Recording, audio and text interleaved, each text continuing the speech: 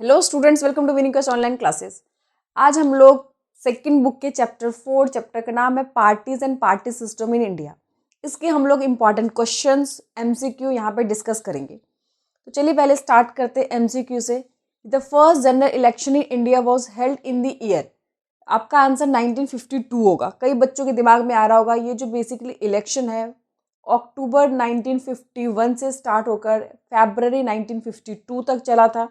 लेकिन इंडिया के most of the part के अंदर जो इलेक्शन हुए थे वो बेसिकली 1952 में हुए थे, इसीलिए इसको जो इलेक्शन 1952 कहा गया। अगर आपसे पूछे फर्स्ट जनरल इलेक्शन का आपको ऑप्शन दे रखा हो तो आपको 1952 यूज करना है, ठीक है। उसके बाद आपको पता होगा कि who was the first chief election commission of India, कि जब इलेक्शन होने के लिए इलेक्शन कमीशन बने थे तो इलेक्शन कमीशन का जो कमिश्नर है फर्स्ट याद रखना उनका नाम क्या है, Sukumar Sen. Okay, next question है कि which is a state where Congress was not in power even after huge victory in the first general election. जैसे ही आपको पता होगा जनरल इलेक्शन हुए थे उसी के साथ स्टेट के अंदर भी इलेक्शन हुए थे। ऑलमोस्ट सभी स्टेट के अंदर कांग्रेस की गवर्नमेंट बनी थी, लेकिन एक ऐसा स्टेट था उड़ीसा बेसिकली कि वहां पर इतने सक्सेस होने के बाद भी कांग्रेस की सरकार वहां पे नहीं बनी थी। फोर्थ है कि who was a founder of भारतीय जनसंघ। तो आपका आंसर होगा श्यामा प्रसाद मुखर्जी। बाद में पता होगा भारतीय जनसंघ हटकर क्या बन गया था, बीजेपी की पेरेंट पार्टी भी इसको कही जाती है। Next the election commission of India वो सेटअप, कब इसको सेटअप किया गया था इलेक्शन कराने के लिए, तो आपका आंसर होगा जनवरी 1950। सिक्स क्वेश्चन है भारतीय जनसंघ व पेरेंट पार्टी ऑफ। भारतीय जनसंघ किस पार्टी पॉलिटिकल पार्टी का पेरेंट पार्टी है, तो बीजेपी जो भारतीय जनता पार्टी है स्टार्टिंग में उसका नाम क्या था, भारतीय जनसंघ। उसके बाद आपको पता है पंडित जवाहरलाल नेहरू की जो डेथ हुई थी वो मई 1964 में हुई थी, काफ़ी लंबे टाइम तक बीमार रहे थे। उसके बाद 1964 में उनकी डेथ हो गई थी। उसके बाद आपको पता है कि डैशवर्ड label as a dangerous decade. Dangerous decade मतलब 1960 को कहा गया है क्योंकि 1960 में बहुत ज़्यादा पॉलिटिकल चेंजेस आए थे। इलेक्शन जब हुए थे 1967 के अराउंड तो कांग्रेस पार्टी को परसेंटेज और नंबर ऑफ सीट दोनों में गिरावट आई थी। उसके बाद ऐसे 9 स्टेट थे जहाँ पे कांग्रेस पूरी तरह से ख़त्म हो गई थी। उसके साथ देश के अंदर आपको पता होगा 1962 में चाइना के साथ वॉर हुआ था, 1965 में पाकिस्तान के साथ हुआ था, फूड क्राइसिस बहुत कुछ 1960 में देखा गया, जिसके कारण 1960 को बेसिकली डेंजरस डिकेड कहा गया है। नाइन्थ क्वेश्चन है who give the famous slogan जय जवान जय किसान। तो आपको पता ही है लाल बहादुर शास्त्री जी ने दो जवान और जो किसान है उनको मोटिवेट करने के लिए फेमस स्लोगन दिया था। हालांकि बाद में अटल बिहारी वाजपेयी की जो सरकार आई थी उन्होंने इसके साथ जय विज्ञान भी जोड़ दिया था, क्योंकि उन्होंने कहा था आज विज्ञान का युग है, तो विज्ञान को भी इम्पोर्टेंस उन्होंने दिया था। नेक्स्ट 10th क्वेश्चन है who in the decade of 1960 the Congress party under the leadership of Indira Gandhi was affected by. आपको पता होगा कि 1960 में कांग्रेस पार्टी जो थी इंदिरा गांधी की लीडरशिप में आ गई थी, लेकिन इंटरनल कन्फ्लिक्ट उनके बीच में चल रहा था। आपने देखा भी था 1969 में जब प्रेसिडेंट के इलेक्शन हुए थे तो किस तरह पार्टी दो अलग अलग ग्रुप में डिवाइडेड हो गई थी। तो कांग्रेस पार्टी के लिए जो इंदिरा गांधी के लिए जो अपोजिशन इतनी बड़ी प्रॉब्लम नहीं थी जितने कि खुद के उनके नेता थे इंटरनल उनके जो कन्फ्लिक्ट थे बहुत ज़्यादा बढ़ रहे थे, और जिस कारण कांग्रेस पार्टी आपको पता है 2 भागों में स्प्लिट भी हो गई थी, टूट भी गई थी। तो आपका आंसर होगा इंटरनल कन्फ्लिक्ट। नेक्स्ट है कि आफ्टर शास्त्री जी के बाद किन 2 नेताओं के बीच में इंटेंस टफ कंपटीशन था प्राइम मिनिस्टर के लिए, तो मोरारजी देसाई और इंदिरा गांधी के बीच में था। हालांकि इंदिरा गांधी जीत गई थी, सीक्रेट बैलेट वो कराई गई, कम वोटिंग हुई तो उसमें इंदिरा गांधी को ज़्यादा लोगों ने सपोर्ट कर फाइनली इंदिरा गांधी की सहमति सब पे बनी।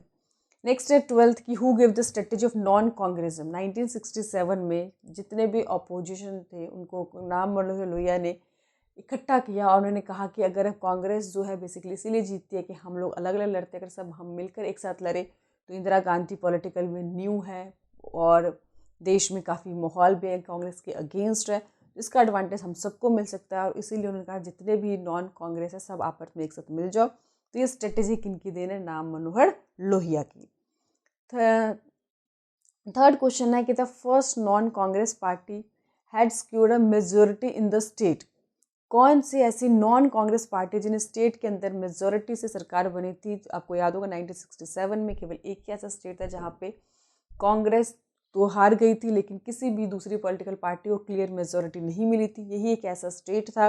यही ऐसी पॉलिटिकल पार्टी थी जहाँ पर आपको पता होगा कि डीएमके ने पहली ऐसी नॉन कांग्रेस पार्टी जो क्लियर मेजोरिटी से वहाँ पर सरकार बनाया था। नेक्स्ट है 14 the factional rivalry between the syndicate Indira Gandhi came in open in 1969 कि इंदिरा गांधी और जो सिंडिकेट नेता थे, जो पावरफुल नेता थे, उनके बीच काफ़ी टाइम से ही कन्फ्लिक्ट चल रहा था, मनमुटाव चल रहा था, लेकिन ओपन कब हुआ, लोगों के सामने कब आया, 1969 के प्रेसिडेंट इलेक्शन में। उसके बाद 15 who was official candidate for president election 1969। तो आपको पता होगा ऑफिशियल जो कैंडिडेट थे एन संजीवा रेड्डी थे, नीलम संजीवा रेड्डी। और इंदिरा गांधी ने किसको खड़ा किया था ये भी आप लोग याद रख लेना, वीवी गिरी जो उस टाइम के वाइस प्रेसिडेंट थे। और फाइनली जो इलेक्शन जब हुआ और जीत जो मिली थी, कांग्रेस जो ऑफिशियल नेता थे एन संजीवा रेड्डी, उनकी हार हुई थी। उस टाइम के जो वाइस प्रेसिडेंट वीवी गिरी थे, जिन्हें इंदिरा गांधी ने सपोर्ट किया था, खड़ा किया था, उनकी जीत हो गई थी। और यही रीज़न था जिसके कारण सिंडिकेट नेता और इंदिरा गांधी के बीच में कांग्रेस दो भागों में डिवाइड हो गया था। उसके बाद कह रहा है कि when Indira Gandhi expelled from the party, Indira Gandhi को कब पार्टी से निकाल दिया गया था, तो 11 नवंबर 1969 में। जैसे ही मतलब इलेक्शन हुए थे प्रेसिडेंट के, उसके बाद ऑफिशियल कैंडिडेट हार गया और इंदिरा गांधी की जो कैंडिडेट उन्होंने खड़ा किया था इंडिपेंडेंट कैंडिडेट, वो जीत गए। तो सबको समझ में आ गया सिंडिकेट नेताओं को कि इंदिरा गांधी मनमानी कर रही है और किसी भी बात जो सिंडिकेट नेता उनकी बात नहीं मान रही है। तो फाइनली इंदिरा गांधी को पार्टी से उन्होंने निकाल दिया। 7 ने who give the famous slogan, आपको पता है गरीबी हटाओ का नारा किसने दिया था, इंदिरा गांधी ने। और ये जो नारा था काफ़ी पॉजिटिव था, लोगों ने काफ़ी पसंद किया इस नारे को और उन्हें लगा कि इंदिरा गांधी सच में उनकी गरीबी हटा देगी। हालांकि आपको पता है उसके बाद क्या हुआ था। और ऑपोजिशन ने एक स्लोगन दिया था इंदिरा हटाओ, समझ आए। तो यह याद रखना, कई बार एग्जाम में आते हैं कि गरीबी हटाओ का नारा किसने दिया था, इंदिरा गांधी ने, और इंदिरा हटाओ का नारा किसने दिया था, ऑपोजिशन के नेताओं ने। उसके बाद अब सिंडिकेट, डिफेक्शन और ग्रैंड अलायंस वर्ड कर लेना। तो सिंडिकेट का मतलब पता है, कांग्रेस के अंदर जो बड़े बड़े पावरफुल इन्फ्लुएंशियल लीडर थे उनके लिए सिंडिकेट का यूज़ किया गया है। डिफेक्शन आपको पता ही है कि जो पार्टी उस टाइम पे 1967 के इलेक्शन के बाद डिफेक्शन भी देखने को मिले थे, जो बेसिकली पार्टी चेंज कर लेते, आया राम गया राम आप लोगों ने पढ़ा था। और ग्रैंड अलायंस आपको पता होगा, जितने भी नॉन कांग्रेस पार्टी थे सब एक साथ मिलकर इकट्ठे हुए थे और ग्रैंड अलायंस बनाया था। तो ये आपको एक एक नंबर में क्वेश्चन आ सकते हैं, इसको भी आप प्रिपेयर कर लेना, सिंडिकेट, डिफेक्शन और ग्रैंड अलायंस के ऊपर, ठीक है। चलिए आगे हम बड़े क्वेश्चंस पे चलते हैं। तो इसमें से 10 ही क्वेश्चन इंपॉर्टेंट है, इसको अच्छे से कर लीजिएगा। अभी भी मैंने प्री बोर्ड में बच्चों को बहुत सारे क्वेश्चंस बताए थे, तो ऐसा ही लग रहा था जैसे कि मैंने ही पेपर सेट किया, क्योंकि मैंने जो बच्चों को 3-4 पेपर दिए थे, आप लोग यकीन नहीं करेंगे 95% जो थे वो मेरे ही सेट के हुए एग्ज़ाम में थे और आगे भी वही आएंगे। इसीलिए अब जिन बच्चों के पास टाइम कम है, पूरा सिलेबस नहीं कर पा रहे, तो कोई बात नहीं, आप जो भी इंपॉर्टेंट क्वेश्चन दिए जाए उनको प्रिपेयर कीजिए, बहुत ही ज़्यादा ज़रूरी है। बाकी जो बच्चे शुरू से पढ़ रहे हैं, आई होप वो अच्छा ही कर रहे होंगे। तो जितने भी MCQ के मैं आंसर इसीलिए लिख देती हूँ कि बाई चांस आपको नहीं मिलेंगे तो आपको प्रॉब्लम हो जाएगी। तो इसीलिए और बाकी जो लॉन्ग क्वेश्चन अगर आपको आंसर मिल रहे हैं तो ठीक है, नहीं मिल रहे तो आप मुझे कमेंट कीजिएगा, मैं वो आंसर भी आप लोग को लिख के प्रोवाइड कर दूँगी। चलिए स्टार्ट करते हैं, लंबे क्वेश्चन की बात करते हैं। तो फर्स्ट क्वेश्चन है, what are the factor which lead to the popularity of Indira Gandhi's government in early 1970। ये 1969 में कांग्रेस पार्टी आपको पता होगा कि स्प्लिट हो गई थी, दो भागों में डिवाइड हो गई थी, एक सिंडिकेट नेताओं का, दूसरा इंदिरा गांधी का। उसके बाद इंदिरा गांधी, हालांकि माइनॉरिटी सरकार आ गई थी, बट CPI के सपोर्ट के कारण इंदिरा गांधी की सरकार बच गई थी। लेकिन बाद में फिर इंदिरा गांधी ने बीच में ही इलेक्शन करा दिया था, लोकसभा को डिसॉल्व करा के, और उन्होंने बहुत बड़े बड़े प्रोग्राम्स लॉन्च किए थे, आपको पता होगा प्रीवी पर्स ऐसे, जिसके कारण उसकी जो, और दूसरा उन्होंने बहुत ही पॉजिटिव स्लोगन दिया था गरीबी हटाओ, जिसके कारण जो आम जनता थे काफ़ी ज़्यादा उनके करीब आ गए थे। बहुत बड़े लेवल पर उन्होंने कंपेनिंग की, इलेक्शन में उन्होंने पार्टिसिपेट किया, गरीबों के बीच में घर घर जाके उन्होंने लोगों से वोट मांगे, उनके साथ मिली उन्होंने, जिस कारण उसकी पॉपुलैरिटी थी, स्ट्रेटेजी काफ़ी ज़्यादा उनकी सटीक थी और उनकी पॉपुलैरिटी में काफ़ी इंक्रीमेंट हुई थी। Next discuss the major issue which led to the formal split of the Congress party 1969। कि मेन कौन सा इशू था जिसके कारण कांग्रेस पार्टी दो भागों में डिवाइड हो गई थी। तो आपको पता ही होगा कि सिंडिकेट नेताओं के जो ऑफिशियल कैंडिडेट थे एन संजीवा रेड्डी, जब वो हार गए और जो इंडिपेंडेंट कैंडिडेट वीवी गिरी वाइस प्रेसिडेंट उस टाइम, वो जीत कर सिंडिकेट नेताओं को समझ में आ गया कि कांग्रेस पार्टी के अंदर जो इंदिरा गांधी है वो बहुत ज़्यादा डोमिनेटेड हो रही है और वो किसी भी दूसरे नेताओं की बात नहीं मान रही है। हालांकि सिंडिकेट नेताओं ने ये सोच के इंदिरा गांधी को उस टाइम पे प्राइम मिनिस्टर बनाने की सपोर्ट किया था कि जो इंदिरा गांधी है इनएक्सपीरियंस है और वो ज़्यादा बड़े डिसीजन नहीं ले सकती, तो उनके प्राइम मिनिस्टर होने के बाद उन लोगों का पार्टी पे प्रभुत्व रहेगा, डोमिनेट रहेगा, वो अपने डिसीजन इजीली ले पाएंगे। ऐसा हुआ नहीं, जिसके कारण बाद में जो नेता थे काफ़ी नाराज़ हो गए, तो उन्होंने इंदिरा गांधी को पार्टी से निकाल दिया और कांग्रेस 2 भागों में डिवाइड हो गई। Next divide Privi purse. आपको पता है प्रीवी पर्स क्या था? कि आपको पता होगा कि इन जितने भी प्रिंसली स्टेट थे, उनके जो राजा थे, उनके बीच सरदार वल्लभ भाई पटेल के बीच में एक एग्रीमेंट हुआ था। उन्होंने कहा था कि वो जितने भी उस टाइम पे किंग है उनको एनुअल मेंटेनेंस दिया जाएगा उनके, ताकि वो अपना खर्चा निकाल सके, उनको भी मिलेगा, उनके आने वाली जनरेशन उनको भी मिलता रहेगा। लेकिन जब इंदिरा गांधी की गवर्नमेंट है, उन्होंने देखा कि सरकार पे अननेसेसरी का बर्डन है, इसमें बहुत ही ज़्यादा पैसा सरकार का वेस्ट हो रहा है। इसके बजाय अगर इन पैसों को गरीबों पे स्पेंड किया जाए तो उनसे काफ़ी डेवलपमेंट काम हो सकते हैं, स्कूल, हॉस्पिटल, इंफ्रास्ट्रक्चर, रोड, ये सब अच्छे से बन सकते हैं। और इसीलिए उन्होंने क्या किया, इसको ख़त्म करने का किया। जिस सरकार सिंडिकेट के जो नेता थे उन्होंने इसको अपोजिशन भी किया, उसका विरोध भी किया, लेकिन फाइनली इंदिरा गांधी इसको हटाने में सक्सेस रही। Next 4th question, describe any 3 reason for the dominance of the Congress party in the first 3 general election. आपको पता है फर्स्ट जनरल इलेक्शन 1952 में हुए थे, उसके बाद 1957 में, 1962 में। तो उसके बाद आपको पता होगा तीनों ही जनरल इलेक्शन में कांग्रेस पार्टी को काफ़ी डोमिनेंस रहा। जो ऑपोजिशन थे उनको टोटल जो कांग्रेस पार्टी का 1% भी उनको वोट नहीं मिल रहे थे। तो फर्स्ट 3 जनरल इलेक्शन के अंदर क्यों ऐसा डोमिनेंस रहा, क्यों वन साइडेड इलेक्शन रहा? द रीज़न आपको पता है, कांग्रेस के पास बड़े बड़े चेहरे थे जिन्होंने आज़ादी में बहुत ही इंपॉर्टेंट रोल प्ले किए थे, उनके भी जनता के बीच में अच्छी इमेजेस थी। ठीक है, तो ये सारे आपको अच्छे से पता होना चाहिए।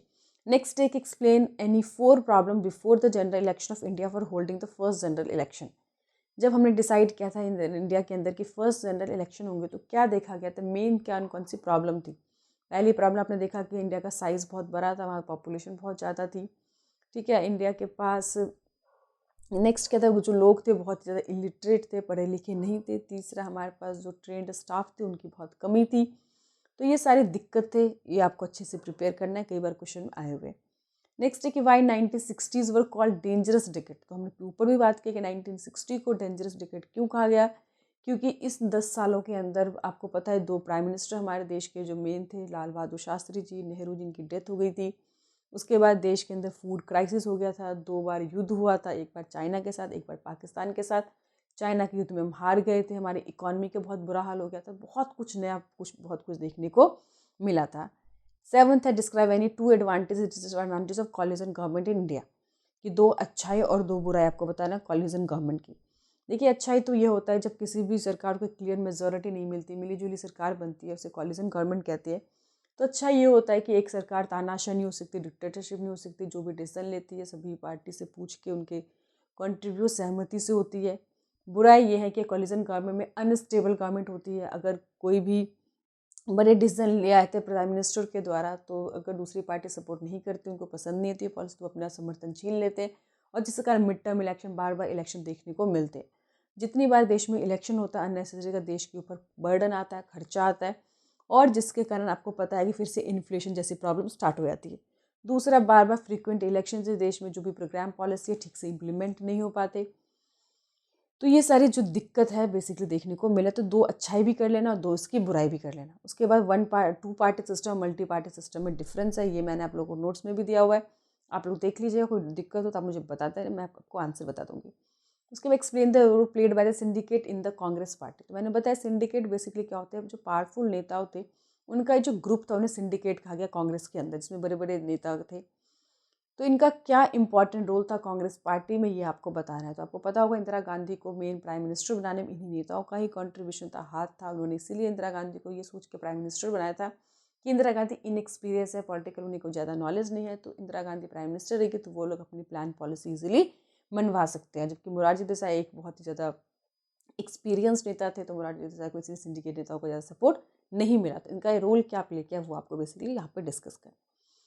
नेक्स्ट एंड लास्ट है कि how did 4th general election 1967 in India change the dynamics of the Indian politics. कि आप 1967 में जब इलेक्शन हुए तो आपको पता होगा कांग्रेस पार्टी जो फर्स्ट 3 जनरल इलेक्शन में उनका डोमिनेंस रहा, पहली बार कांग्रेस पार्टी को सबसे ज़्यादा नंबर ऑफ सीट और सबसे कम लीस्ट नंबर ऑफ सीट और परसेंटेज ऑफ वोट मिले। स्टेट के इलेक्शन में 9 बड़े बड़े स्टेट जो थे उनके हाथों से चले गए थे। किसी तरह से केंद्र सरकार में तो उनकी बन गई थी, सेंट्रल में गवर्नमेंट बन गई थी, लेकिन स्टेट 9 उनके हाथों से निकल गए थे, जिन्हें पॉलिटिकल अर्थक्वेक भी कहा गया था। उसके बाद आपको पता होगा कि 1967 में डिफेक्शन वर्ड आ गए थे, पार्टी के टूवर्ड जो लॉयलिटी थी वो लोगों की कम होती हुई चली गई थी। तो इस तरह के बहुत सारे चेंजेस 1967 के इलेक्शन में देखे, वो यहाँ पे आपको कौन कौन से मेन निकली थे वो आपको बताना है। तो आई होप आपको समझ में आ गया होगा। तो ये आपके मोस्ट इंपॉर्टेंट क्वेश्चंस है, इनको अच्छे से प्रिपेयर कर लीजिएगा। इसके बाहर आई डोंट थिंक कुछ भी क्वेश्चन आएगा, तो इसीलिए इन क्वेश्चन को आप ऐसे लर्न कर लें जैसे सोच लीजिए कि ये एग्जाम के लिए मोस्ट इंपॉर्टेंट क्वेश्चन हो। इसके अलावा 3 सैम्पल पेपर जो मेरे खुद के बने होंगे वो मैं आपको दूंगी, बट जब आप लोग के सारे रिविज़न कंप्लीट हो जाएंगे, चैप्टर्स प्रिपेयर कर लोगे, तो ही उनके करने के फ़ायदे हैं। तो प्लीज़ आप लोग 15 मार्च तक कंप्लीट कर लो। 15 मार्च के बाद मैं वो पेपर आपको दे दूँगी, और साथ ही साथ मैं लाइव आके जो कार्टून है और जो मैप वर्क है उसको हम यहाँ पर डिस्कस करेंगे। बाकी कोई भी दिक्कत हो, प्रॉब्लम हो, आप लोग मुझे कमेंट कर सकते हैं, मैं आप लोग को रिप्लाई करूँगी। जो भी दिक्कत होगी उसको सॉल्व करने की पूरी कोशिश की जाएगी। Thank you.